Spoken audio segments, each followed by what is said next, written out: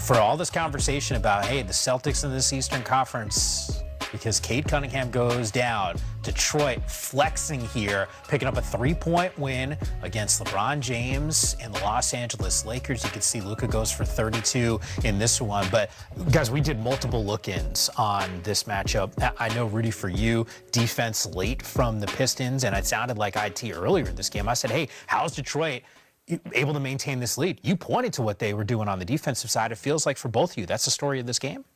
For sure, and then Jenkins, 30 points. That's the things we're talking about in terms of stepping up when Cade Cunningham's out. Like, you don't know, it could be somebody's night on any given night, and that's the positive about this team. It seems like they're really together, and when things get rough, like, they don't point the finger. They just take advantage of the opportunity, and they did that tonight. But the most important thing was the defensive end. They've been doing that all season long on a high level.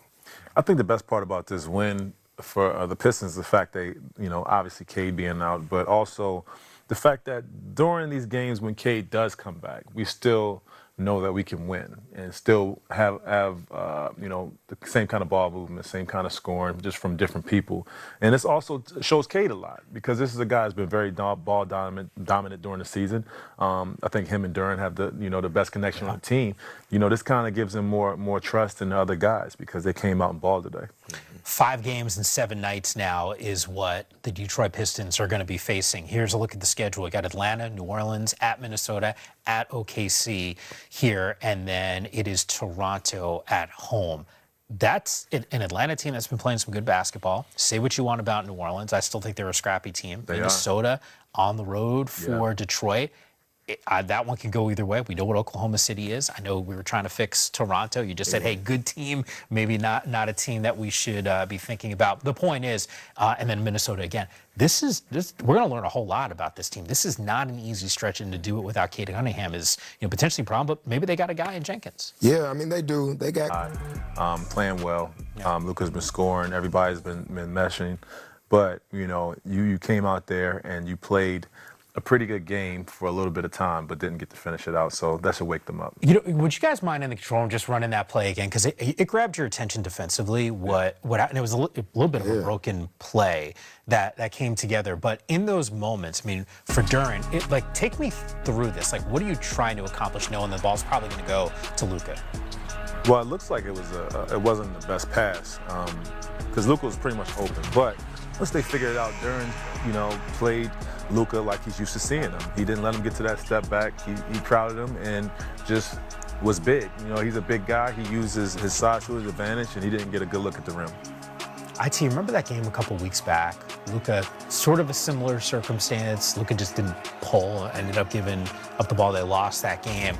It felt like that's a tough shot to try to make, man. I mean, it's a tough shot when you have LeBron James over there too. So you had to spin, you had to pump fake. One of the best defensive players in the league as well. So, but I bet the Lakers are living and dying with that. Like Rudy said, when the ball went up from that shot, he's capable of making those shots. Yeah. It's just it didn't go down, and it's always a tough game playing in Detroit, especially after a 9-game winning streak. It's like you're going to give away some of those. Yeah, and look, hit a game winner the other night. I know we showed it with Kennard knocking down that jumper, and I was so impressed because you saw all the traffic going to one side of the floor. I mean, Kennard, before he takes the shot, just the elbow pad. I'm like, what is going on right now? Plenty of time was able to deliver it. Unfortunately for Lakers fans in Detroit, not able to get it done, where Luka falls just a little short of that 3-ball, but still another impressive offensive output for him, going for more than 30 points in this one. More to come here on the Association. Look, it's been a long time. Shouldn't have left you. Got a rim rocket step to. It's the most electrifying sport. I'm so hyped. I don't even know my catchphrase. The most electrifying segment in sports entertainment, Rudy's Rim Rocket. You hear that? Oh. Hey, we got new stuff. New sound. We're getting better, man. Where we talk about the best dunks of the weekend. That's Scoot Henderson. Look, and what I love about this is he's back. He's been out, had some injuries, but we love to see him back, and this is what he does. Scoot Henderson, man. Get above the rim, young fella. Don't fly with me. Rim rocker. See, I'm trying to make him more. Okay. There's another one.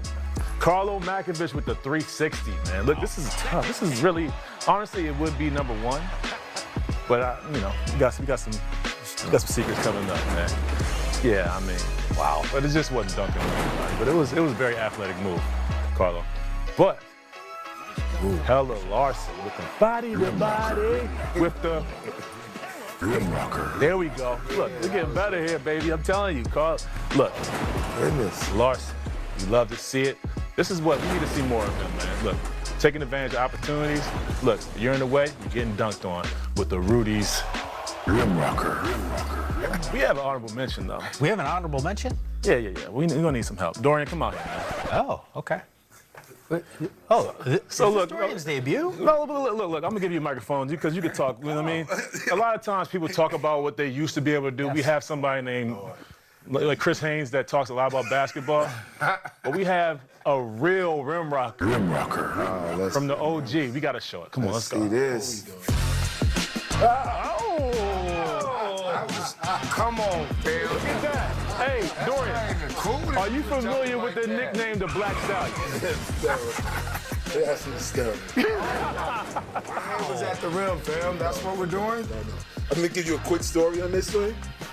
I actually wasn't trying to dunk it. I was trying to kick him in his chest. Oh. And then I looked up and saw, oh, the rim is there. Yeah, I mean, of course I know what you mean. You know what I mean? You know. Dorian is one of our really terrible producers we had back then. One of many terrible producers we had back then. I want to throw something out here. So they told me that this was coming, and I saw the clip, and I said, that's Dorian? And they said, yes, because, you know, a lot of times in our green room we're watching games, and you are a basketball historian. I know that about you. I know how much you love this game. Right. But sometimes when you work with people, like, you don't, and they talk about, you know, what they used to do back in the day, you don't really have any context. Like, you know, I didn't know you back then. And then I saw that. And I said, it's like, oh, he actually was like legit. Yeah. No. Can't say nothing. No. We're not seeing That's none why of when, that. when Chris Haynes asked me at our peak, does he think he could dunk on me? I was like, nah. We don't even need to see that. Well, where is this from? Like, what? That's give me the context. college. That's 1988. I was too. So that's giving us some context. Look, end of the day, look, Rudy's Rim Rockers is about showing love. You know, we show love here. We have our producers in the back. Some of them can play. Some of them, you know, do other things. But we always show love. We love you guys. I mean, like you. That's a real rim rocker right there. Legit, that's a real rim rocker. Like you had hops. I had a couple of hops. Yeah. And I don't mean to sound like I'm surprised, but I'm like, I mean, that's. You can be surprised. You don't know. You don't know just because I'm 6'5", don't mean I had. All right, Dorian, you used to being behind the camera, but now let's see if you can take us to break.